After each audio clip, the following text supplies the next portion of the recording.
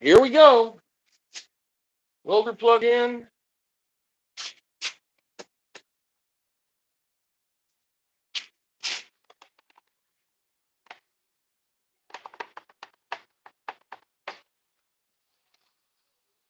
Dust out of my welding helmet because it blew a huge storm in today.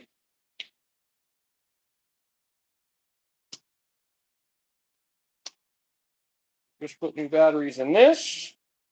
So this should be good.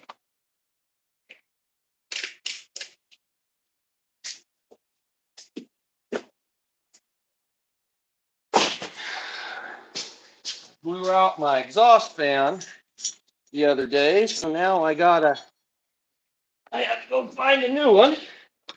Thank goodness for friends who in low places. Hello. Well, we're mostly doing hat racks, but I'm filling in. I don't know how I managed to do it, but I got a little porosity in the head of this rabbit, so I got to weld him up.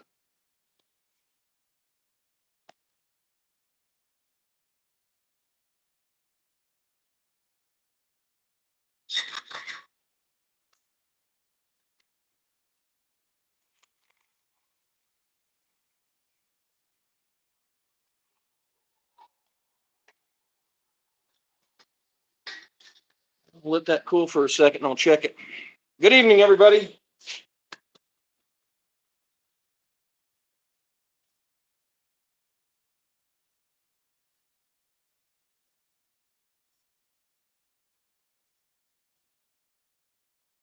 That looks a little better.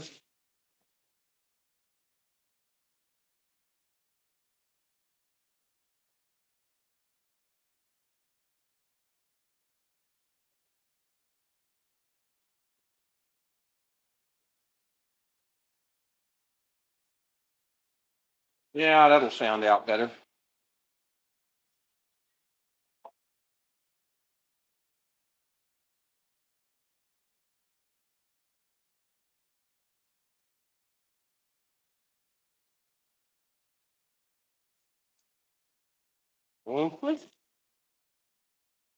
That'll work.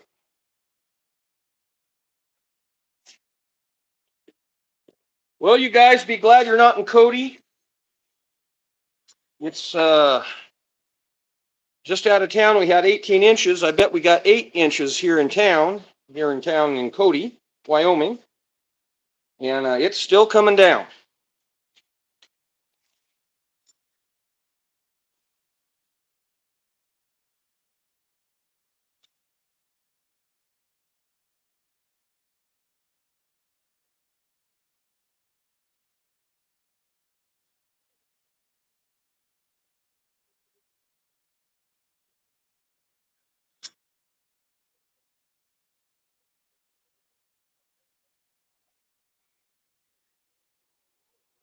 These are the components for the hat racks. I'll go get one and show you.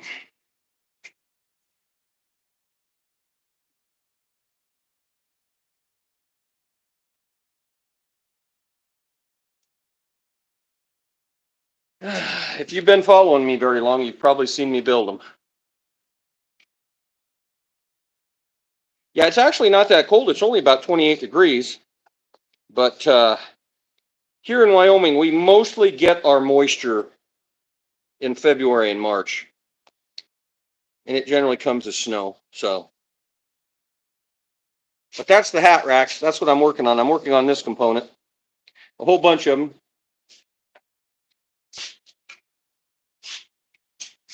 Oh, I knew I should have got some more rod. I'm going to run out of rod. Well, good thing it's Sunday. I'll go get some more tomorrow. If I can get out of the shop with the snow.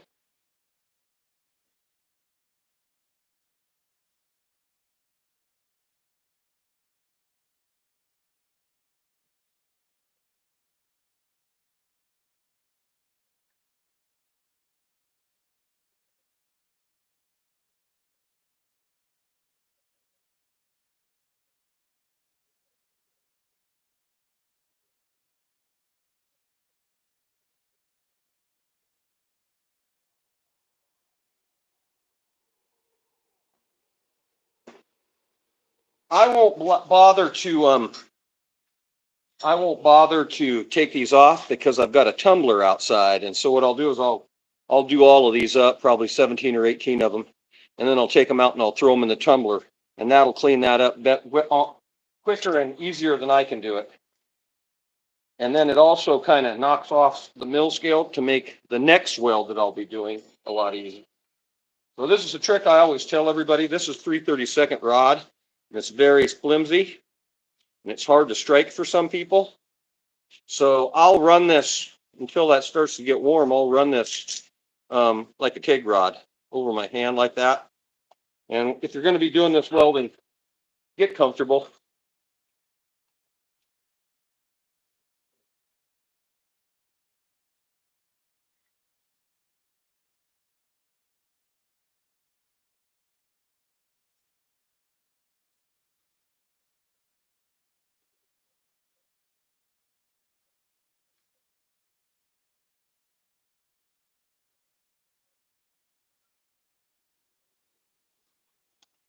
Let me go find a bucket to put these in.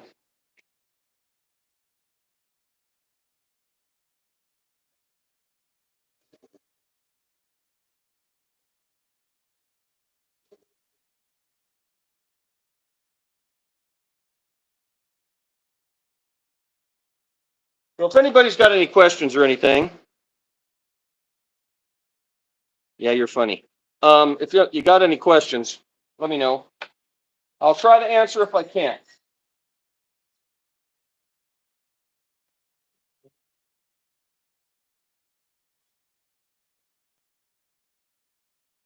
I do a lot of educational stuff, try to.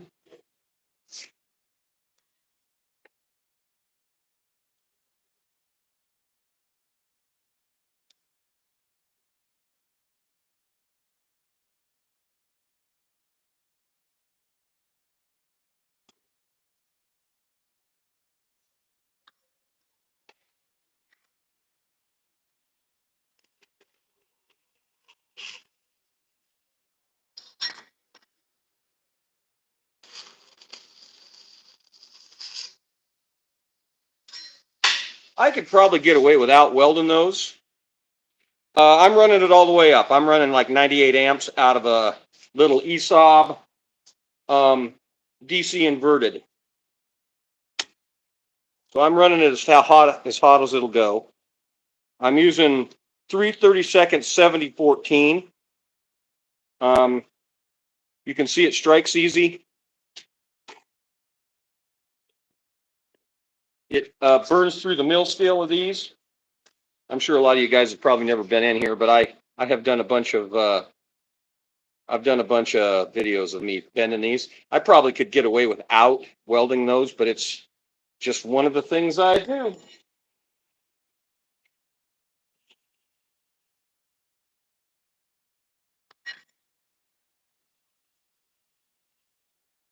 That sets my product off from others. So yeah, I'm running all the way up.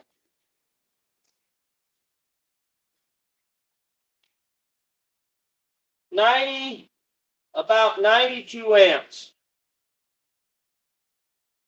out of a little 110 ESOB DC inverted machine, and it works great for this little stuff.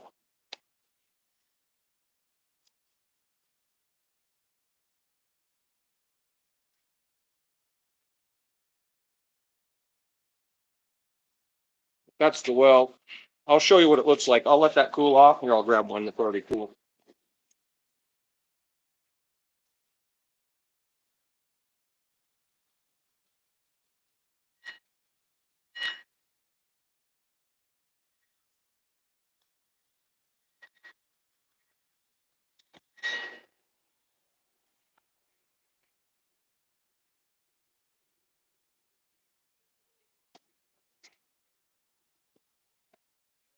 This is the unsexy part about being a blacksmith.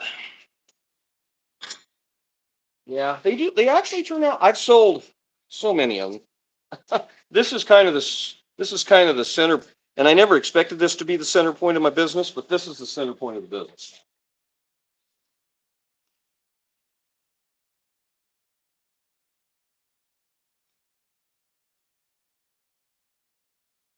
I make 10 times more hat racks than I do anything else.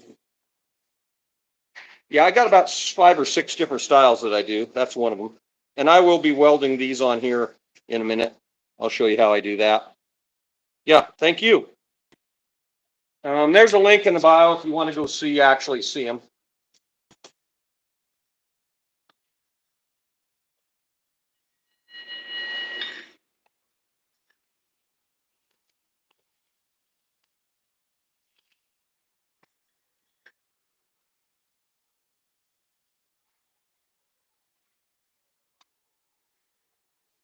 I think I've done about 3,000 of the.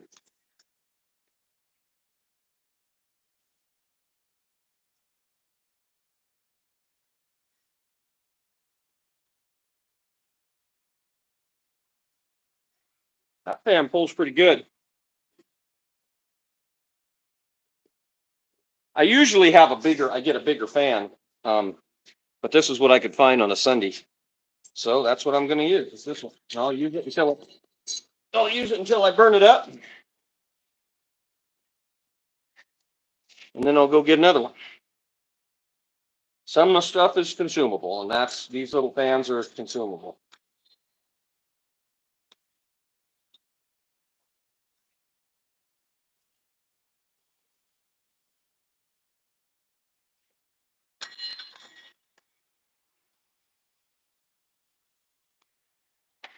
And I have a wire feed welder, and I could use a wire feed welder, but honestly, this stick welder works about as good as anything, and I'll show you in a minute here why. Most wire feed welders don't like the mill scale, and they fight to get the amperage up enough to weld through that mill scale with a wire feed welder. It can be a challenge, and they splatter, which adds a whole another aspect of me trying to finish these. So,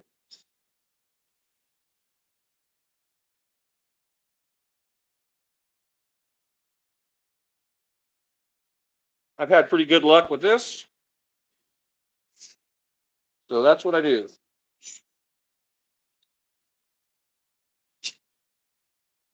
Wow, that was fast. That went quick.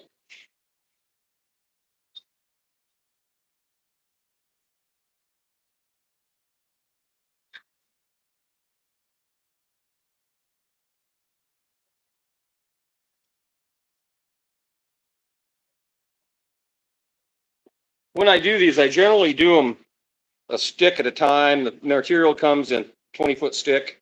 So I cut them down, and then it's just easier to do. I generally get about 17 out of a stick. So, here's the ones. Wow, 3, that's what I got. Here's the ones that are finished. And that's how they come out of the tumbler. So that really knocks all of the Goomba off. Here's the back side.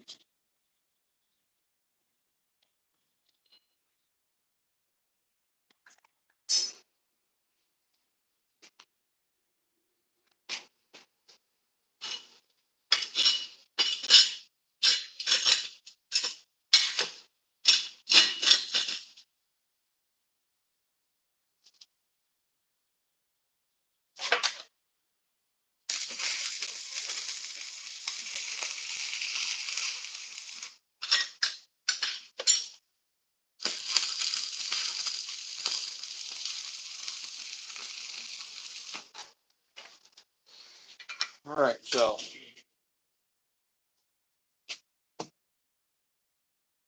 we'll let that cool, and then I'll knock that off, and I'll show you what that weld looks like. I know that looks really simple, but I've had 2 or 3 professional welders come in here and do that weld, and they fight that. They really fight that little weld. I've had guys say, "Oh, you should use a TIG welder and whatever," but I think a TIG welder is number one. You got twice the consumables with a TIG welder. With this, I have one consumable. I have the rod. I don't have any gas. I don't have wire and gas. All I have is the rod, and the rod was really cheap up until This rod has doubled in price in the last year and a half. So here's a tool that most of you have probably never seen. It's called a chipping hammer.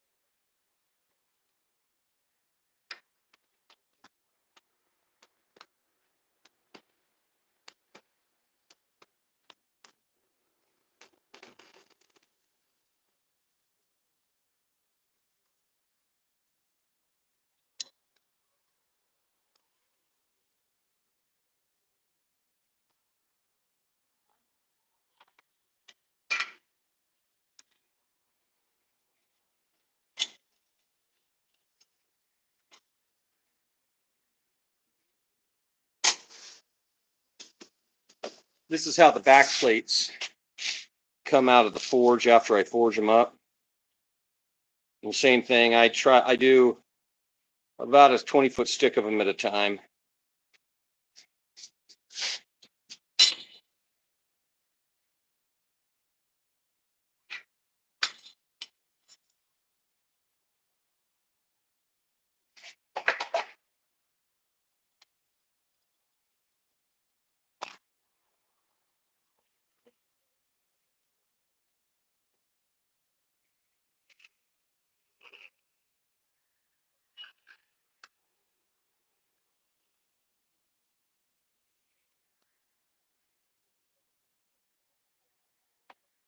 All right, let's check those just out of curiosity. I generally don't mess with it, but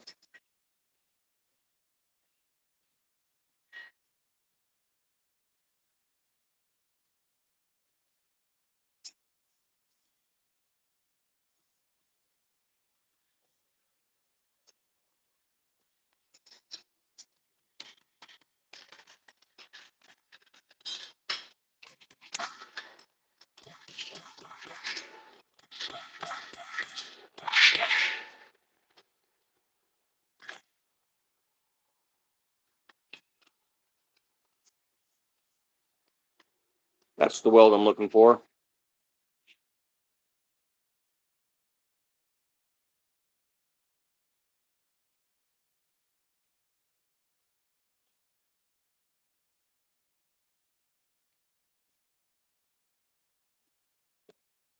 So a lot of guys, and I've had a bunch of criticism about the way I do these. So a lot of guys, what they would do is they would say, well, you're drilling those holes in them anyway. Why don't you go in there and slug weld it from the back? So instead of welding it from the front, you countersink it like that, and then you weld them from the back. Well, the reason I don't do that is I'm bending these after they're welded, and I make them tough enough so when you screw that to the wall,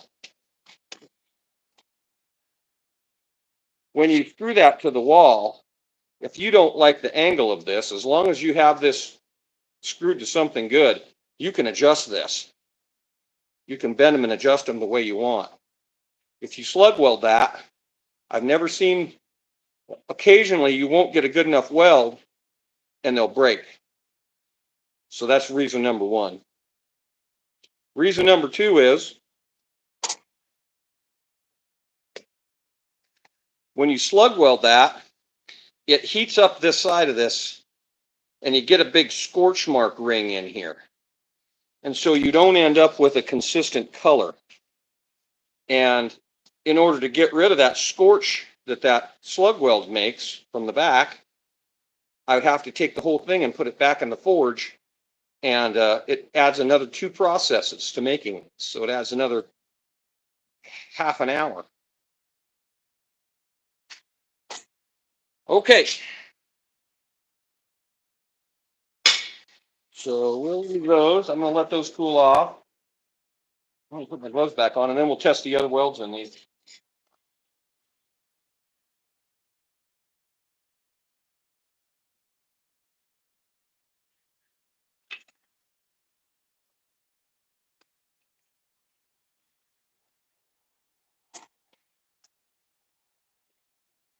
See these little buttons that you get when you weld?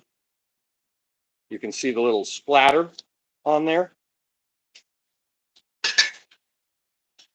Well, generally,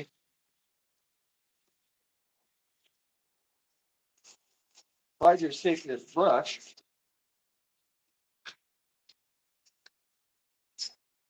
and I go over it once, and I'm just a little careful, I've got that sharpened to just the way I like it. I can just go in here.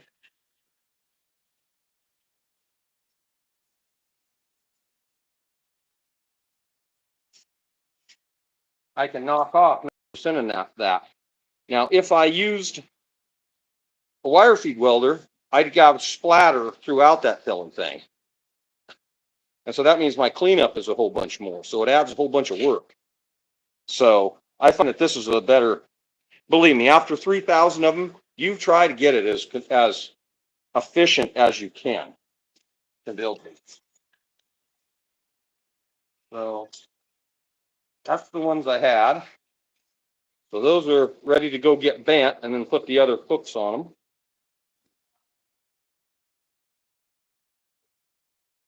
Now we're going to work on, I think, if I have any components here.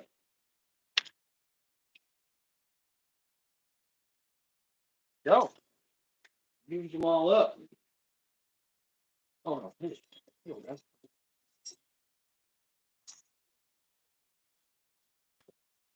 These are for we're going to weld up some boot jacks. So I have these 2 lines on the table. I don't know if you can see them or not. Painted on the table.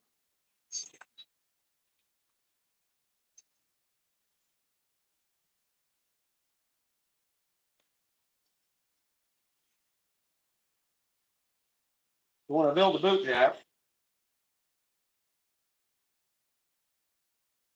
I got to make sure they will fit.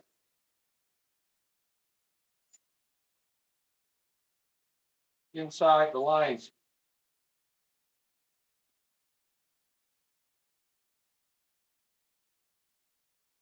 Because the shipping containers that I use are 12 inches.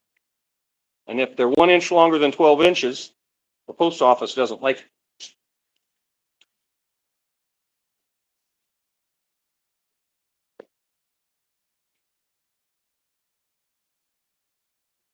Welding horseshoes is kind of funny because the heat transfer in a horseshoe is really weird.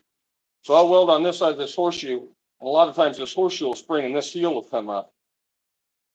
But I tried to figure it out one time how many horseshoes I've welded. I think I've probably welded 20 or 30 tons of horseshoes together.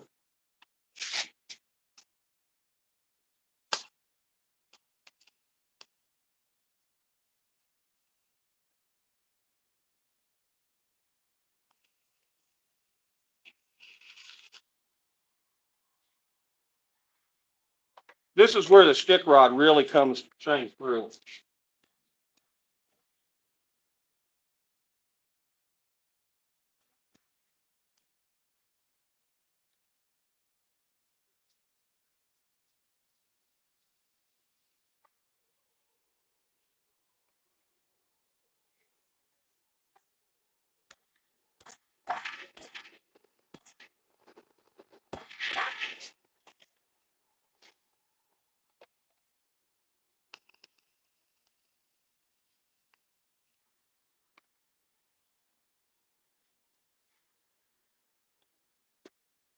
This is a huge reason why I use a stick welder. Because when you're welding these crappy old horseshoes up, that have been rusty and thrown in the forge and everything. A stick welder is about the best.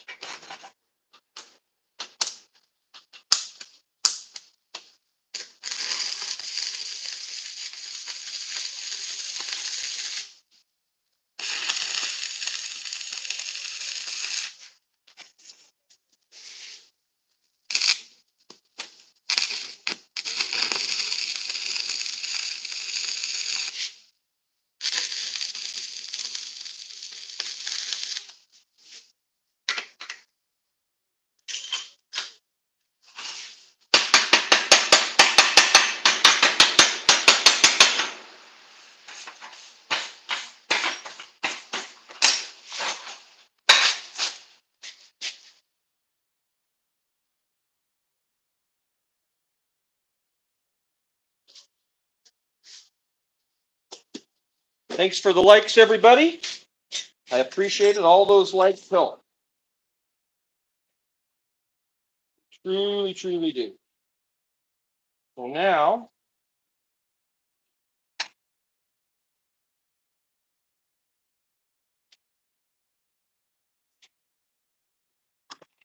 of course, you've got a lot of dirt still in it.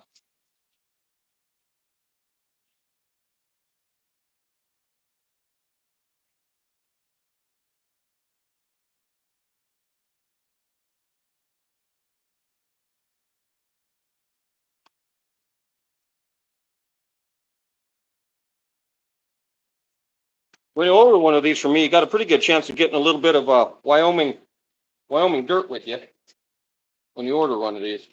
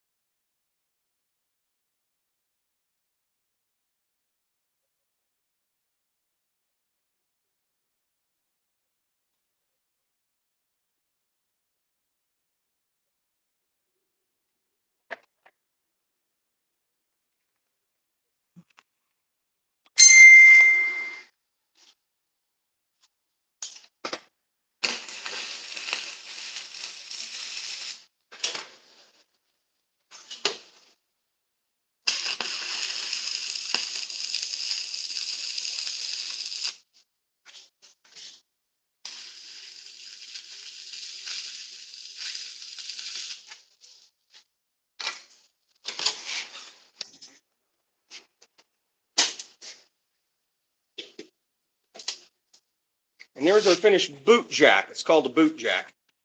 They're made for taking your muck boots and stuff off.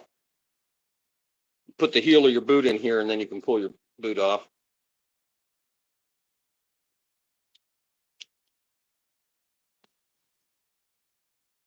I think I got a couple of those for that.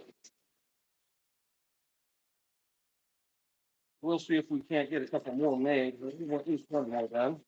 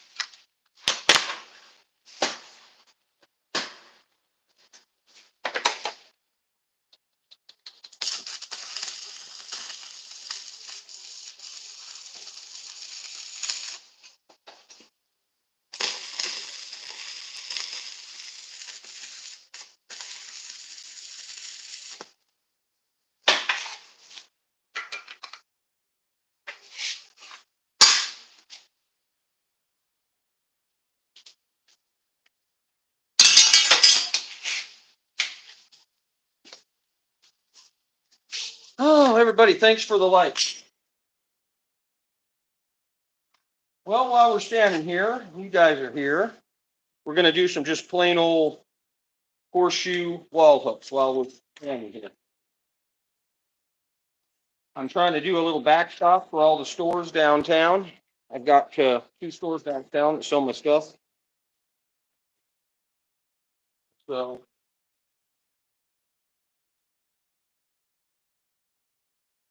a lot of times what I'll do is I just, while I'm standing here, I'm making stuff all the time.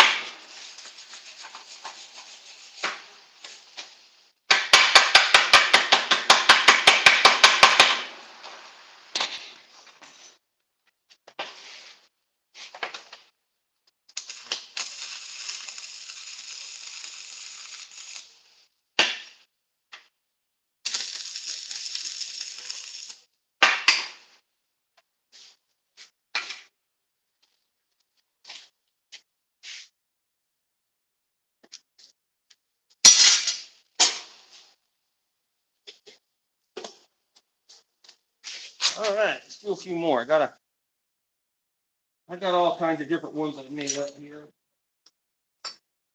Ends, different ends. Some people like a long hook. Some people like a short hook. Some people like an old school horseshoe like this one.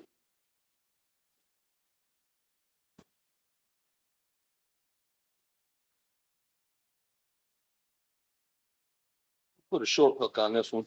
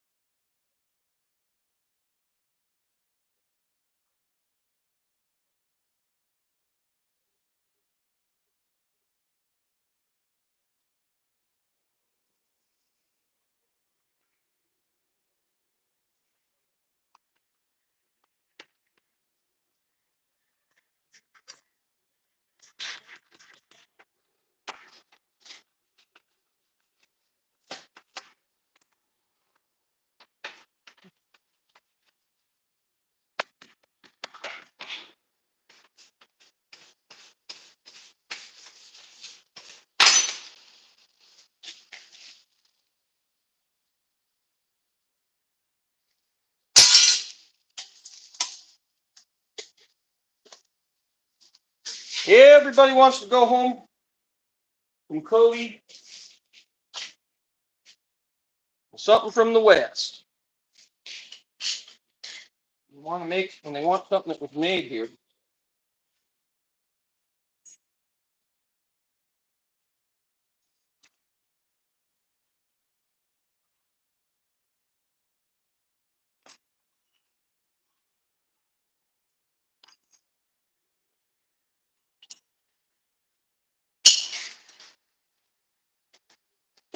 These are all the cut off ends from doing the back plates.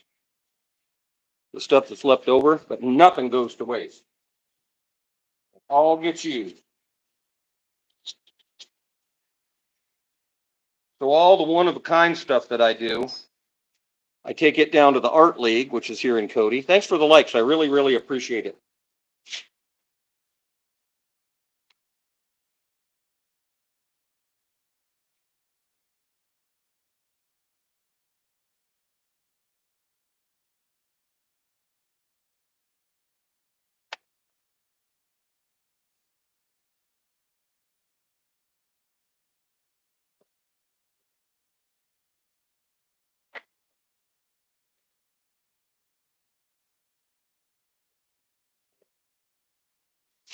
So this little stuff like this actually requires a lot of practice, because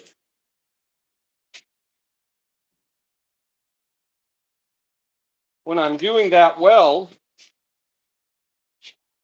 right here, I don't move my hand, so I'm drawing the bead to me right here, and then here I'm pushing the bead this way. And so you're kind of doing two different styles of weld in the same weld.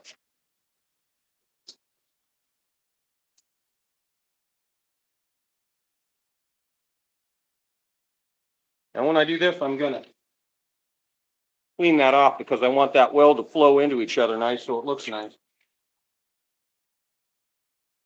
And when you're buying your own rod and it's doubled in price in the last 2 years, you use every bit of it. You do not waste any.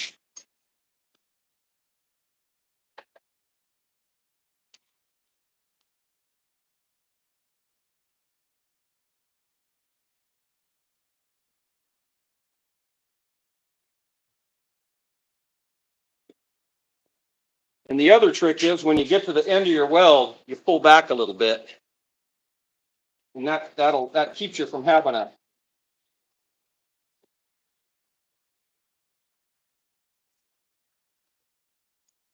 wonk.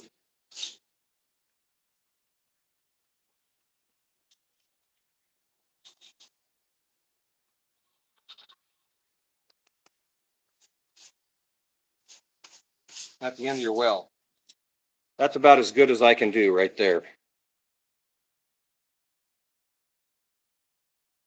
If I'm doing it right, it looks like I did it with a TIG welder.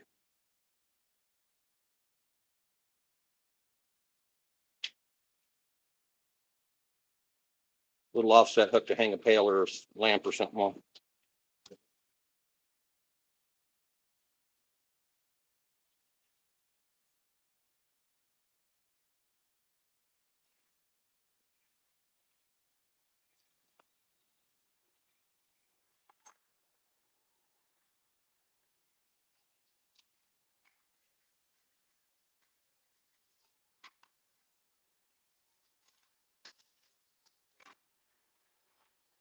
I go through thousands of horseshoes. And so the ones that have a little character, that are different than the other ones, I'll set those aside and I'll do something special with it.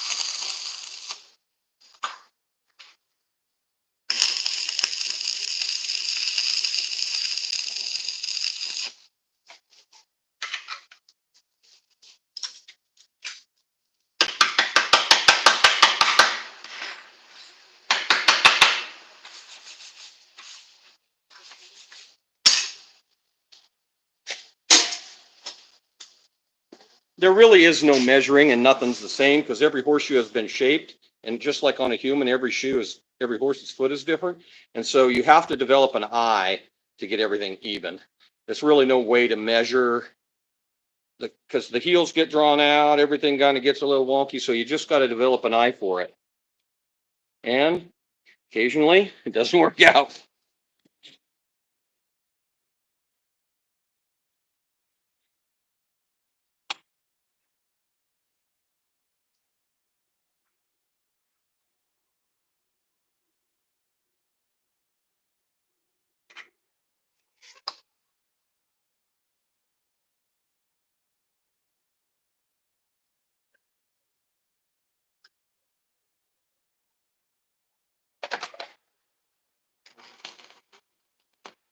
Then pack it, and then check.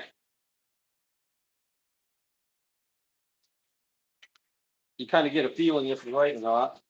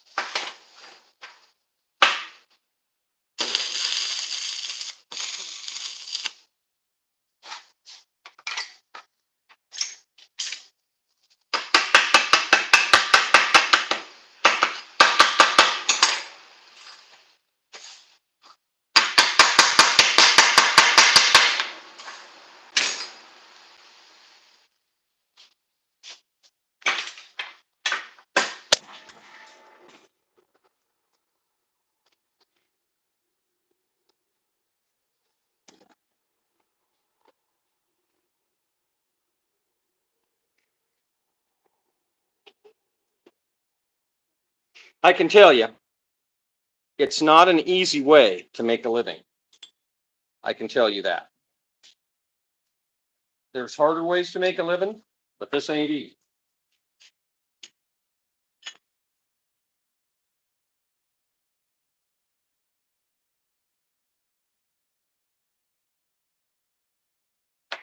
I've got a bad cut on this one, so it's not square. So we'll have to come back here and use this saw. Try to square that up a little.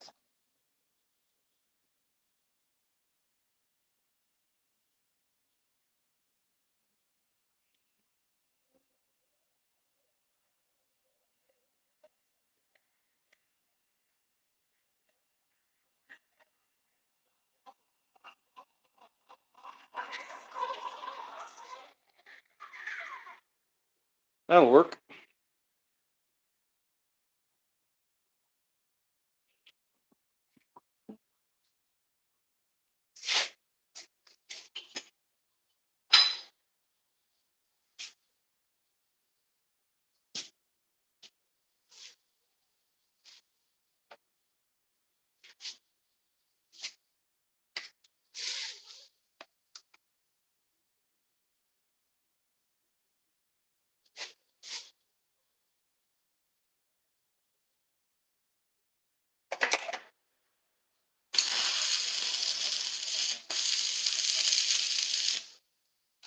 So I'm going to tack that and make sure I like that.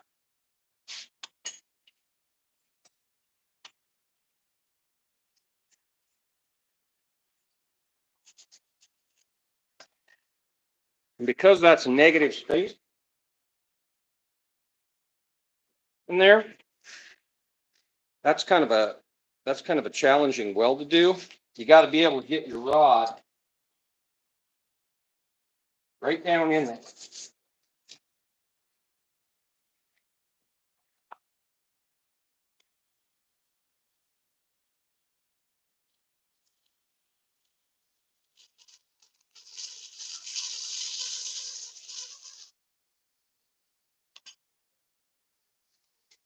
And now we'll wait a second and let that weld cool off just a little bit, and then we'll go back in there. Thanks for the likes, everybody. I appreciate it. Thank you. Thank you very much.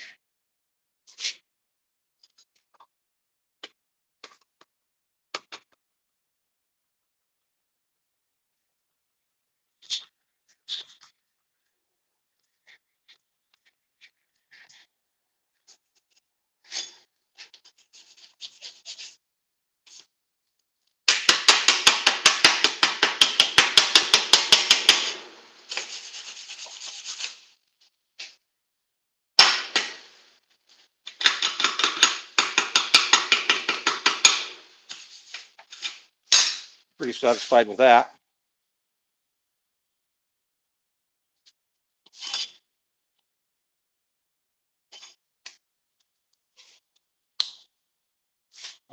The top.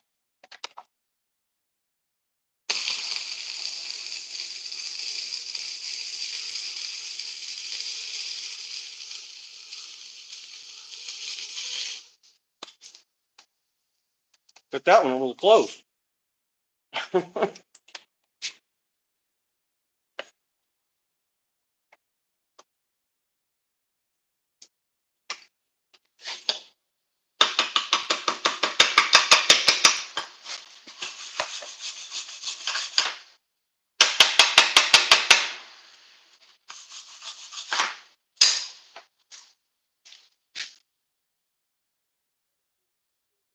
Not bad.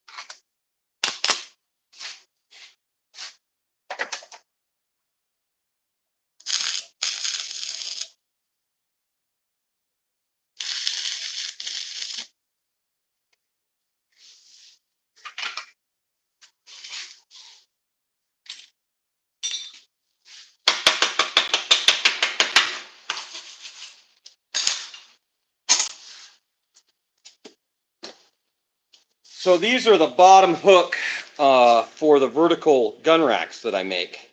And if you've watched my live streams before, you've probably seen these hanging in the back. Same thing, we've got a weld in here that we're kind of, because of that round, we're welding into a swale. And so I just find it's easier to weld that swale if we have that upright, and I can just feed that rod down through there.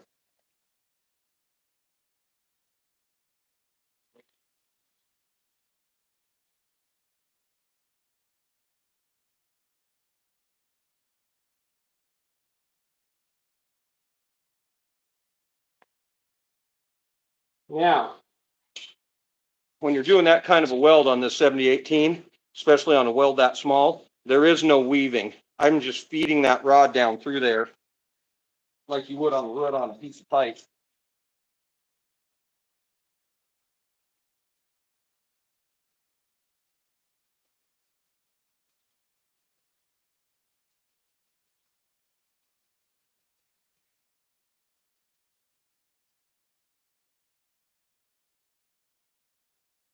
Got in a little hurry at the end there.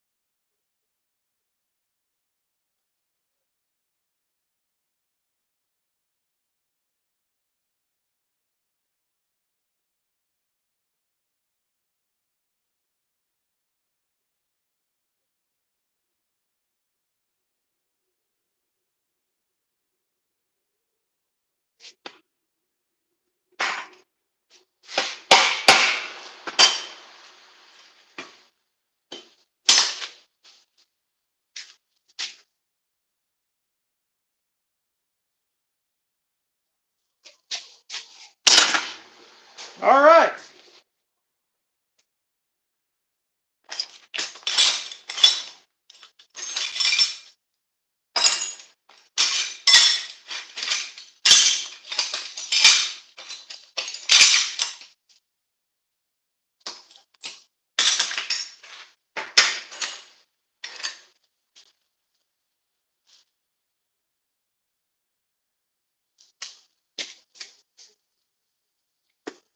I need a couple of bigger circles than this. This is the biggest one I have. Depends on what kind of a rifle I'm making these for. Depends on the size of the rings that I use. So I want to do one so if you're doing a double barrel shotgun or something with a tube feed magazine, you need a little bit bigger ring than that. But I'll weld that on there. I'll go ahead and do one of these just to show you. I'll weld this one on there because it doesn't matter. I'll use them all up. But then I can show you the whole gun rack.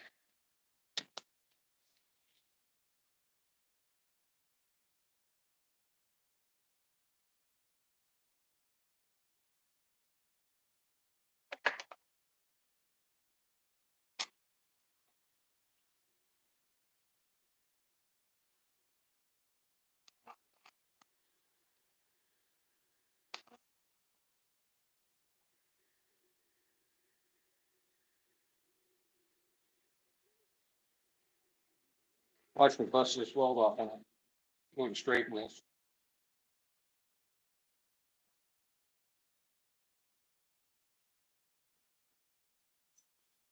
Same thing in here. I'm going to try to get in here. This is pretty much just a spot weld in here.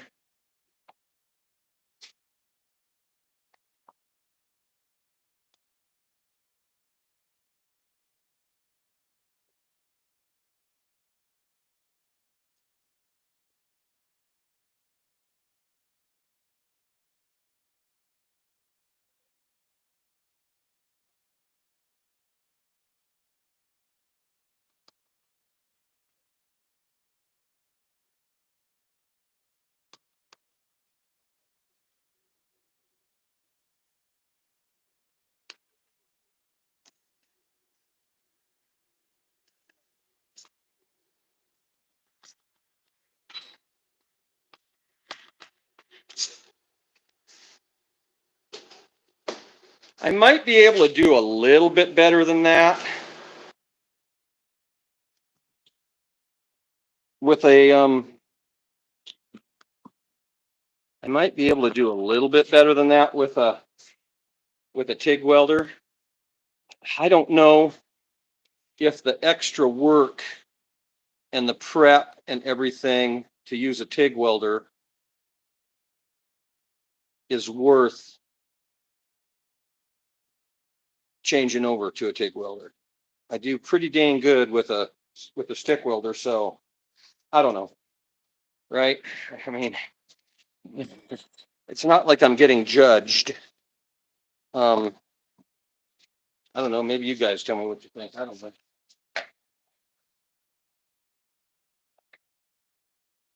Could I do better with a TIG welder?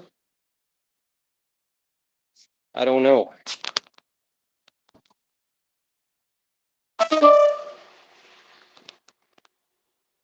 So anyway,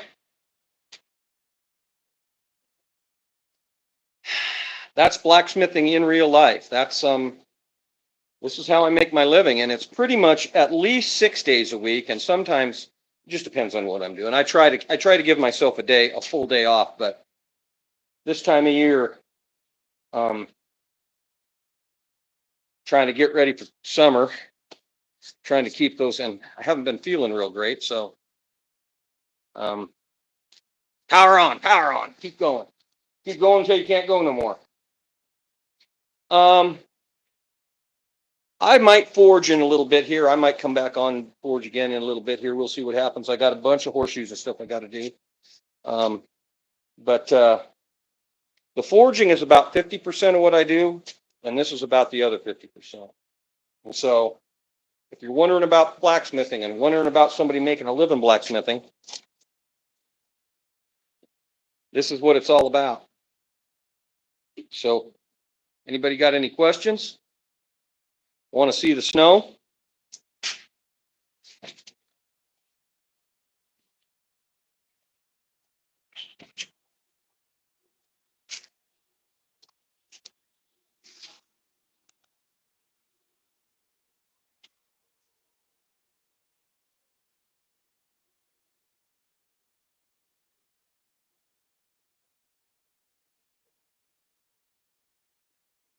About that much.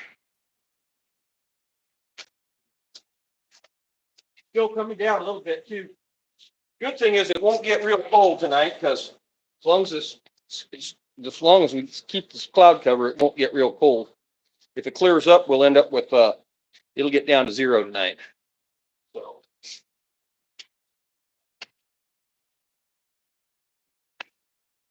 I might be getting up in a few hours and lighting the forge up and forging just to keep this shop a little warmer. All right, everybody. Yeah, it's very fluffy. But Wyoming is kind of funny. We kind of get two different storms right here. So, and if you're planning on moving to Wyoming, you want to take this into consideration.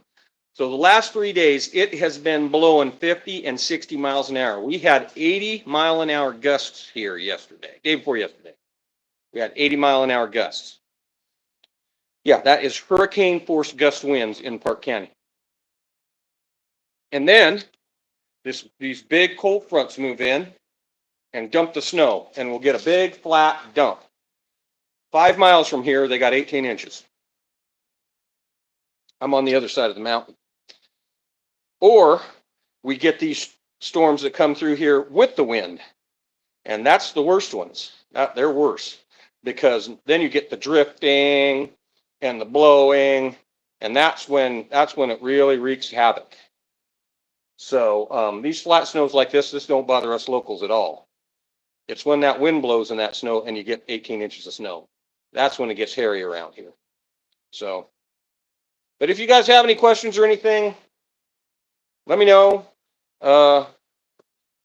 Go into the comments on one of my my newer videos and ask in there. If you like the content, please subscribe. Please like some of the videos. If you're interested in what I do, this is what I shoot. I'm we're in Wyoming. We do a lot of hiking. There's a lot of hiking, and we have a lot of hiking. Yeah, well, the videography, this is more for, I'm hoping that this becomes my retirement, is what I'm hoping. The YouTube will become my retirement, is my plan. One of these days I might be able to slow down on the blacksmithing a little bit if I can just get another 100,000 subscribers on it. If I can just figure out how to run the YouTube. But I do a lot of shooting. My folks have horses. My folks still have a ranch, and I go out there once in a while. But I do a lot of hiking and stuff. I used to ski a lot. Used to motorcycle a lot. Used to ride horses a lot. But I'm kind of aging out of that stuff. I'm 53. My back don't take that so much anymore. So, yeah, Wyoming. Cody, Wyoming. Yep. We are the closest town to the east gate of Yellowstone National Park.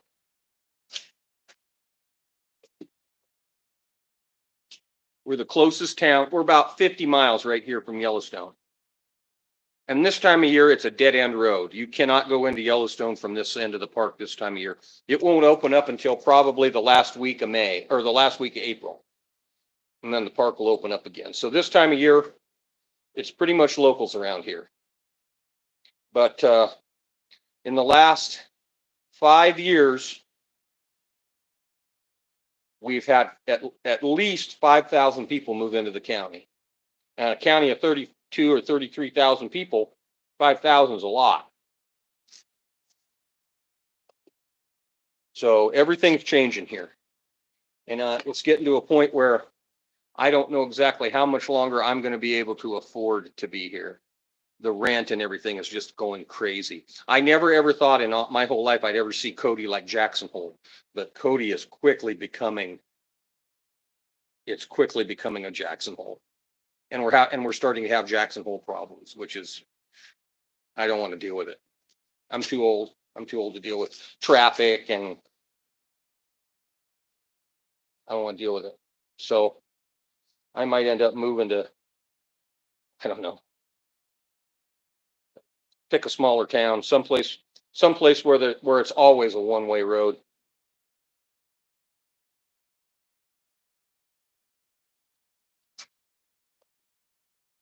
I could and I have in the past. Matizzi's Matizzi's only 30 miles from Cody, and Matizzi's grown. It's insane. Matizzi's crazy grown, and the really, really, really, really rich people, they don't live on the North Fork or the South Fork anymore. They're on that Grable River over in Matizzi. I wouldn't want to live in Matizzi. I don't know where I'm going to go, really. I used to think on the other side of the mountain, maybe Story or Dayton, but those little towns were crazy too. Ground in Cody that you could have bought for $2,500 to $4,500 an acre is now $35,000 an acre. It's crazy here. It's crazy. But compared to someplace in California, yeah.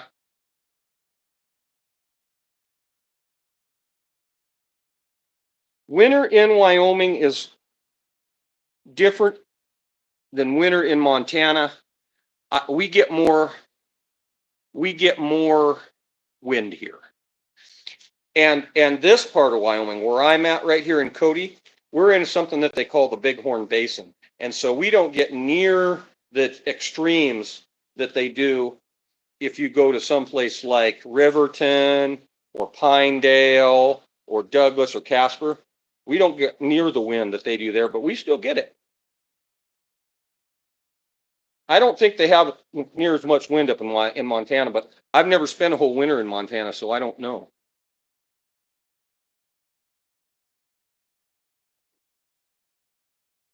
Yeah, it's all relative. Wherever you live, it's all relative. And that's why people are moving here, so they can sell their, and I think we're in for another big one. All these people in California that have dealt with the fires and the insurance and all of that stuff, we had a big run during and after COVID. We had a big surge. And I bet here this spring we'll have another big surge. But it is so funny to get on Facebook. We have a community page on Facebook, Cody Classifieds. Somebody was on there tonight asking if they were gonna have school tomorrow. Yeah, they're gonna have school tomorrow. This is not a storm that is going to keep the school buses from running. They will have school tomorrow. So somebody on there last week was asking if we have a symphony here in Cody, Wyoming. I'm not kidding. Somebody was on Facebook on Cody Classifieds asking if we have a symphony orchestra in Cody, Wyoming. No, ma'am, we don't. No, ma'am. Up until a few years ago, this town was 7,000 people. You'd have a hell of a time finding enough people to play all the instruments in an orchestra here. I bet you wouldn't find a bassoon player within 100 miles of Cody, Wyoming. So it's just crazy. Meditation instructor. Somebody was on there a couple of weeks ago asking if there was somebody in Cody that gave meditation instruction. And I was just like, stop the damn bus. Let me off. I am not ready for this amount of change. I'm not ready.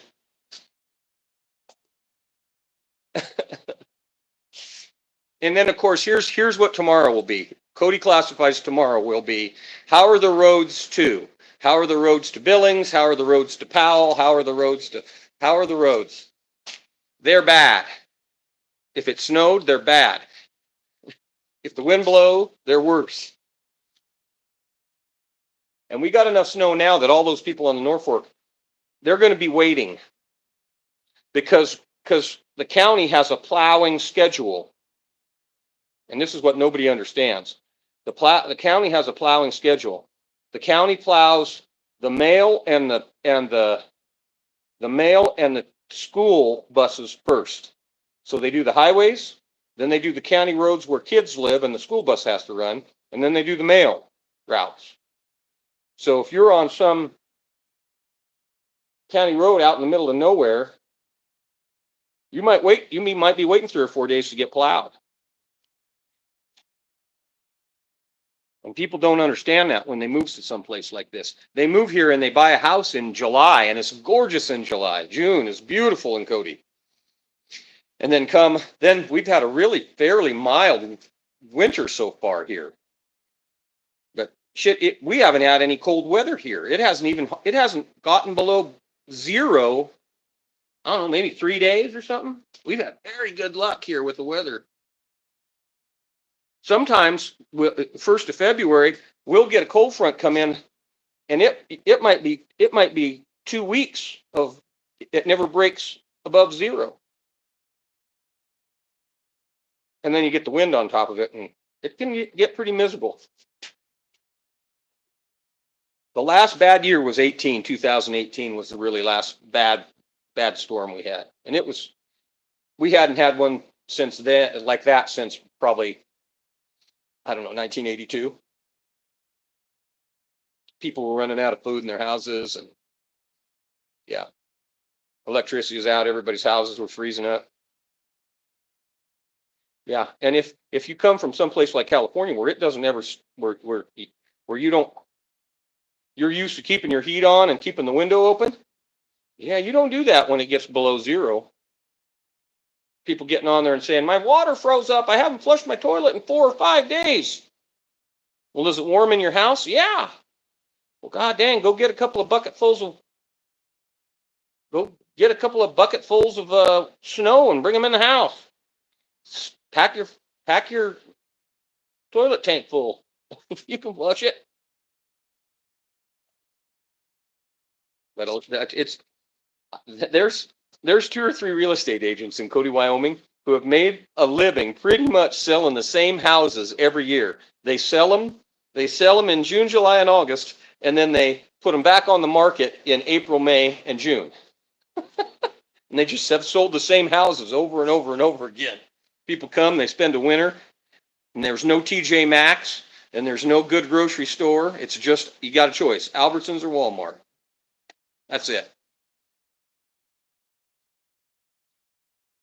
There's nothing to do here in the wintertime. The whole town pretty much rolls up. And it's not nearly as bad as it used to be, but it's still pretty boring. At least now you got the internet. So anyway, yeah, Wyoming is a different kind of a place. You know what? Okay, so just as an example, okay, Delaware, the state of Delaware, would fit very comfortably into any of the 23 counties that are in Wyoming. The whole state would fit in one county.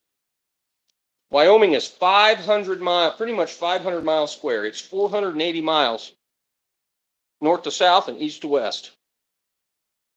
I think it's the 9th or 10th biggest state.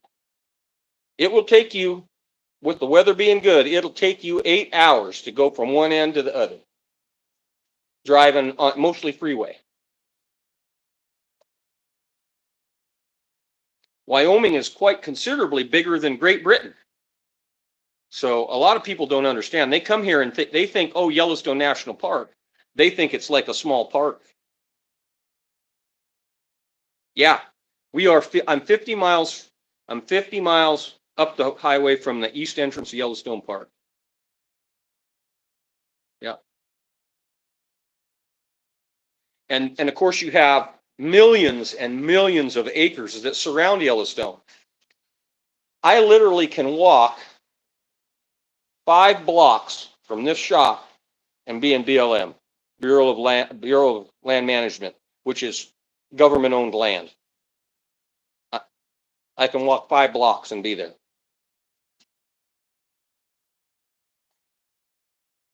Well, you know then, because There's a lot of places in Grand Teton that never get above 65 or 70 degrees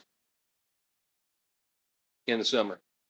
It gets down in the 30s every night. So you're wearing a jacket every night, and it will snow in Cody, Wyoming. It will snow every month of the year here. I have ridden in the 4th of July parade where it was snowing so hard that you couldn't see from one stoplight to the next stoplight. That's how hard it was snowing on the 4th of July. They closed Bighorn, Beartooth Pass. They had it closed 2 or 3 days in August this year because of snow. And we're talking like the middle of August. Right here where I'm standing, I think I'm about 5,600 feet in elevation. So I'm a full mile above sea level right here. So if you're working in Grand Teton, take some warm clothes. Take some warm clothes. You're going to want to spend some money and get a nice puffy jacket. Those nice Patagonia quilty jackets. Yeah, get one of those because you can roll them up. They don't take very much room up. You can actually mush them up and put it in your car. Yeah, you want to have one if you're coming to Cody, because you might come to Cody in July and go to the rodeo, and when you show up to the rodeo, it's 75 or 80 degrees, and by the time the rodeo's out at 10:30, it's 40. And sitting there watching the rodeo at 40 or 45 degrees in your shorts and your t-shirt isn't any fun. So you got to be ready.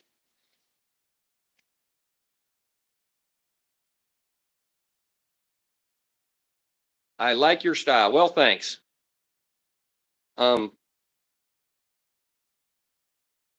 Change is inevitable. As towns go, Cody really hasn't changed that much in 50 years since I've been here, in actuality. It's grown some, but compared to some place like Park City, Utah, or Bozeman, Montana, oh my God, Bozeman. Back in the 90s, Bozeman, Montana was a little cowboy town. They call it Bosangeles now. It's crazy. That valley is nuts. I couldn't live there. That's like living in Salt Lake up there. It's crazy.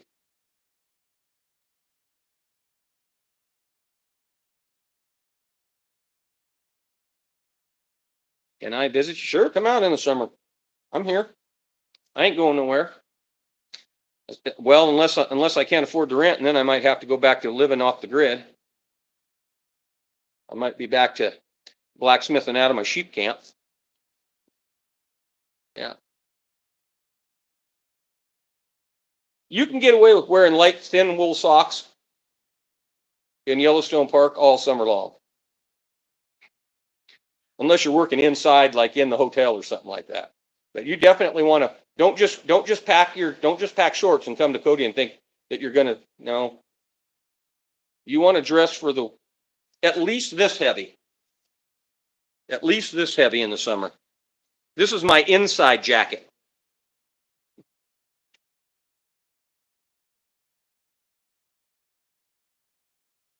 Yeah, that's a mistake that I see a lot of people make.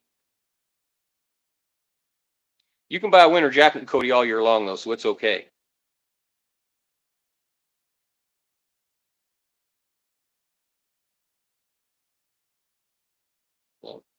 So anyway, no other questions?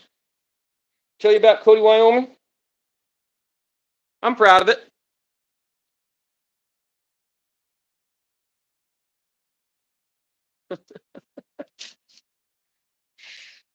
I've left a couple of times. I've lived a couple other places, but I always end up coming back here. Of course, I got 5 generations of my family here, so that's part of the reason.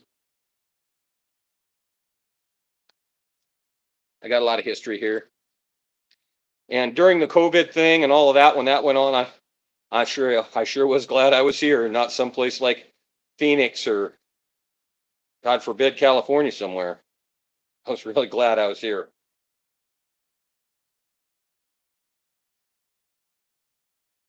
It wasn't any fun, but it would have been a lot worse for a guy like me if I had been in Arizona or someplace. Because I'm not really a rule follower, so.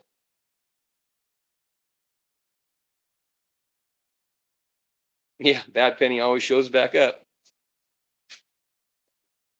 I'm about done with moving. I got too many anvils to move too much now. I got 4 anvils in this shop right now.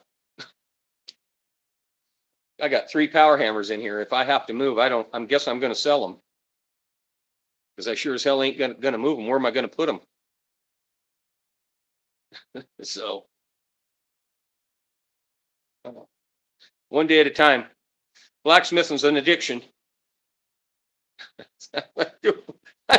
One day at a time. Just take it one day at a time.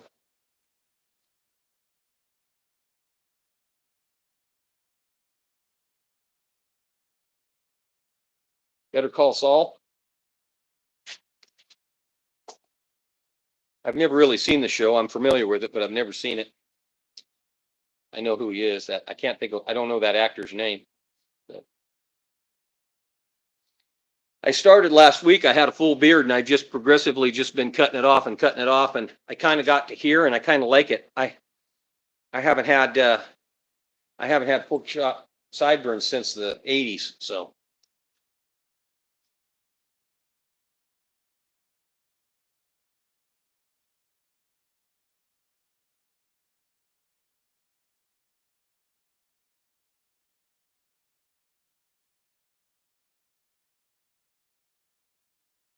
All right, well, if you guys are done haranguing me, I guess I'll go find some horseshoes and put them in the forge, and maybe clean up the rest of these these hat racks.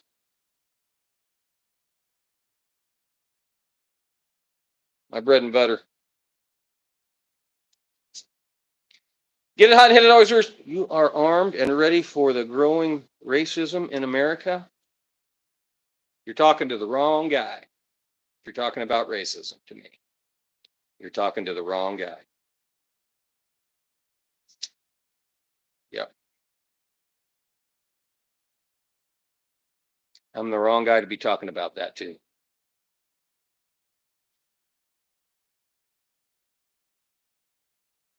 I've traveled too much of the country to be that too much.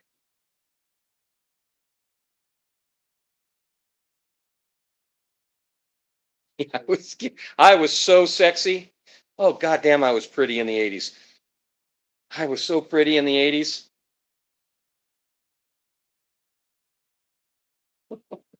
One of the bartenders in town, he still calls me pretty boy when he sees me. Pretty boy. I was beautiful when I was young and had all those. I had those long curls. I was gorgeous. Yeah, I was.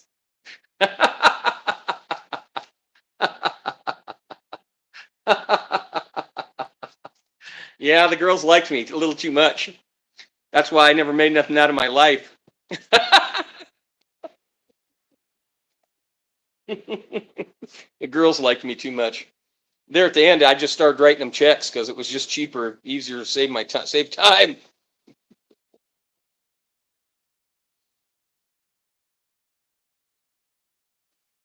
Matizzi's all right. You know, my dad run a ranch over there years, back in the '60s. I spent a lot of time in Matizzi, but it's changing too. There's a lot of rich damn people up there. I imagine they'll have a bistro here one of these days, a vegan restaurant and all that stuff.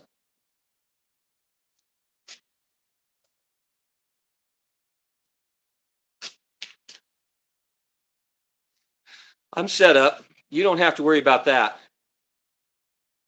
If the world changes that much tomorrow, I'm going to be a very popular guy because I know how to make stuff. Yeah, I might be. If I live through the apocalypse, I'm going to be a very popular guy because I know how to do things and make stuff. Yeah. In Wyoming, here's the thing. If you're raised in Wyoming, you know to have some food. That's not a special thing. That's not a thing that we get ready for, because we regularly have times when we get trapped in our house for 4 or 5 days because the weather, you just can't get out. And so everybody in Wyoming at least keeps a little bit of something back. And you might not be eating great, but you're not going to starve to death. Very few people, even the very poor people here, keep some extra toilet paper. You might run out of milk, but you're not going to starve here. You might not be eating great, but it's just kind of the way of life here if you're here very long. And my family was here when Buffalo Bill was still here, so we've been here a long time. Yes, some stupid. Well, you know what I'm and I've said this for years. If the world changes like that, I'm going to put me a big old hamster wheel on the outside of this building with a axle coming through there. And if you want me to build something, you're going to go have to run on that treadmill, on that hamster wheel to power up the compressor so I can run the power hammer. So if nothing else, you'll be labor.